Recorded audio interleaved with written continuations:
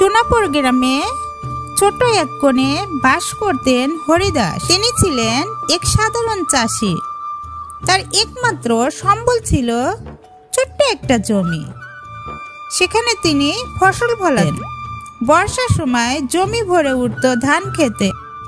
শীতকালে শস্য ফুলের হলদে মোড়ানো মাঠ যেন তার জীবনের সুখ দুঃখের গল্প বলতো। হরিদাস দিনরাত পরিশ্রম করতেন, কিন্তু ফসলের দাম কম আর প্রাকৃতিক মাঝে মাঝে তার সব পরিশ্রমকে মাটি করে দিত। তবুও তিনি হাল ছাড়তেন না।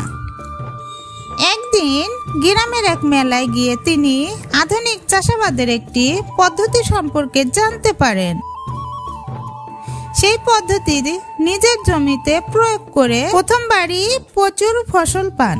তার সফলতা দেখে গ্রামের অন্যান্য চাষিরাও তার কাছ থেকে শিখতে শুরু করে।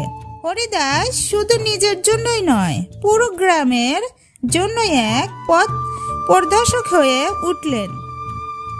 এই গল্পের শিক্ষা আমাদের শেখায় পরিশ্রম, উদ্ভাবনী চিন্তা এবং অদম্য মনোভাব জীবন পরিবর্তন করতে পারে।